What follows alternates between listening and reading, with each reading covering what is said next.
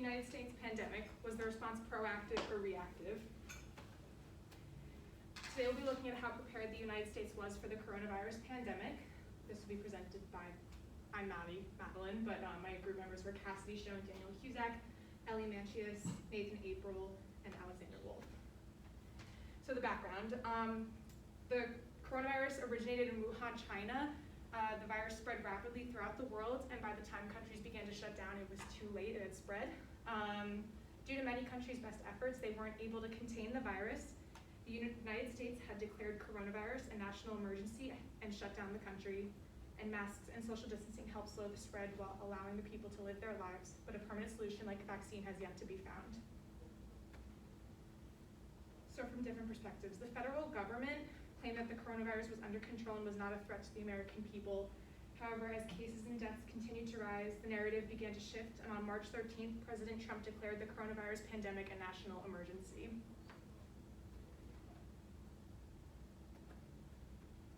Even though there was a partial travel ban implemented in February that prevented people from traveling to China and Europe, the disease was already spreading throughout the country at a rapid rate. Due to our already rocky political climate, we began to see a lack of unification throughout the country on how to deal with the pandemic, thus leading to different approaches that the states used to combat the virus. Also, there was no pandemic response team in place to combat the COVID-19 virus when it arrived in our country. We saw that the federal government was not prepared to distribute resources evenly among states, and hospitals were at a higher risk of infection. My slides are out of order, I'm sorry.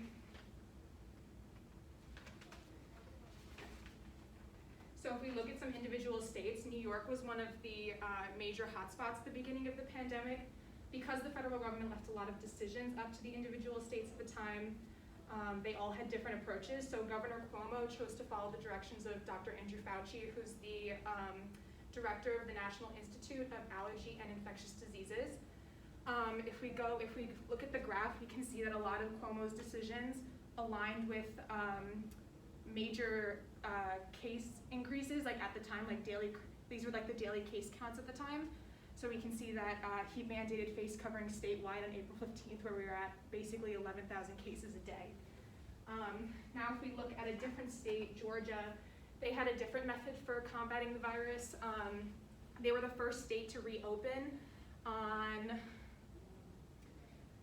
They started to reopen on April 30th to reopen non-essential businesses. They eventually saw an increase in cases at the time, and this led to some tension throughout the country about whether that was the right decision, and Mayor Keisha Bottoms, who's the mayor of Atlanta, and Governor Kemp had some disagreements about how to handle the coronavirus, and it just led to cases rising.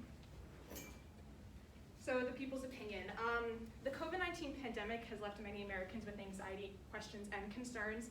At such an emotionally draining time for most Americans, we found that the federal government failed to supply that feeling of hope and unity about getting through this pandemic. This graph from the ABC News poll shown is an indicator of the percentage of US adults that approve or disapprove of the way President Trump responded to the COVID-19 pandemic. We can see that his disapproval rating was slightly over half at 54% in March, and then it slowly started to increase up to 67%, where it's hit its peak in July. And if we look at different months, the first graph on the left is from April of this year, and then the second one's from July. We can see the major hotspots shifted over time just because of the way that each state individually chose to handle the pandemic. We can see that also regionally, the major hotspots were first in Washington, California, and New York.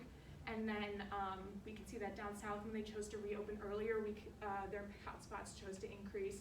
California also had some of those issues.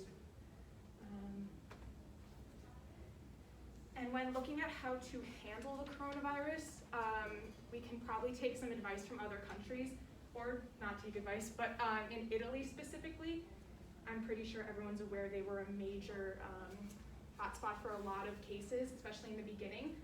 And according to the Harvard Business Review, they reported on some of the lessons that we should probably take away from how they handled the pandemic. Some of the things they said were to recognize your cognitive biases, basically saying to avoid skepticism, because the best time to take action in a pandemic is early, and if you're not certain about how you want to handle it, That leads to more cases rising over time very rapidly.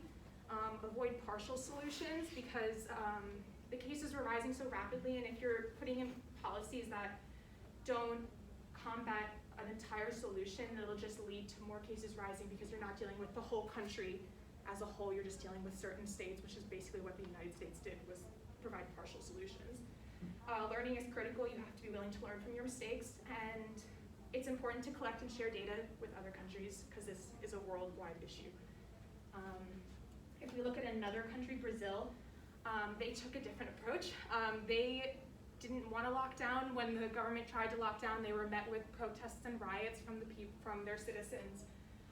Their president actually joined in the anti-lockdown protests.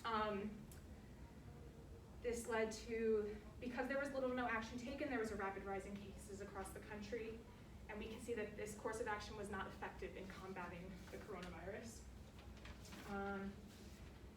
So if you look at these from different points of view, the utilitarianism approach aims for betterment of society as a whole. The government has to find a balance between physical health, financial, and mental health of citizens. This problem is particularly tough since it involves placing values on people's health and lives. And from an ethical egoism approach, they believe people ought to act in their own self-interest. This most likely aligns with like the governor of Georgia's policies, where he believed that mask mandates should have been optional amongst their citizens.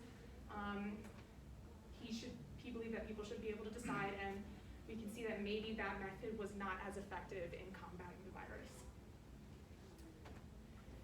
So if we look at the World Health Organization, they're the international body for World Health. They're responsible for providing information on how to slow the spread of the coronavirus. They started to investigate the cause initially, and they've been providing information to aid countries with slowing the spread and monitoring who is infected. So finally, our policy recommendation. My group believed that we should have implemented a travel ban earlier, had a pandemic task force in place at the time, and resources should have been distributed to major cities very early on due to the increased population density of major cities. So that is our works cited page. And any questions? I should leave this running for questions, right? Okay. What was your question again? I'm sorry. Like your overall group. Oh, so how was the United States prepared for the pandemic? So we concluded no, they were not, and those were the actions that they should have taken. And then, like, I also agree with like how the U.S. is like not really like that prepared for it in a sense, because we were like all like the beginning of it was just very hectic. Like I remember, and I was just like, oh my goodness, like what is going on? Like why are people getting certain like items and stuff like that? What is the government doing to help us? It was like very unstructured. Yeah. So like, I agree with your claim. Thank you.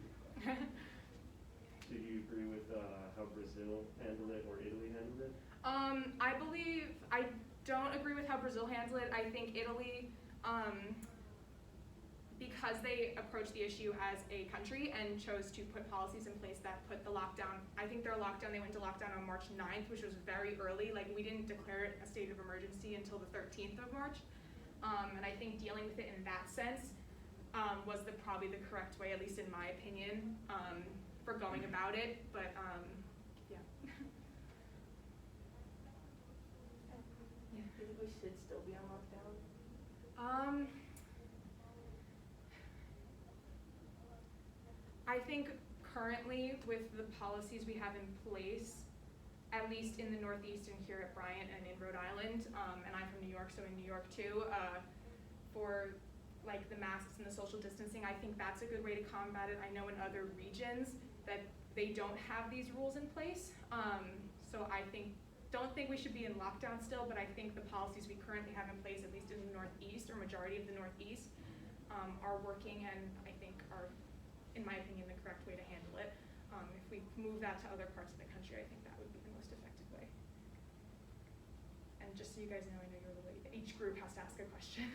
Oh, okay. Yeah.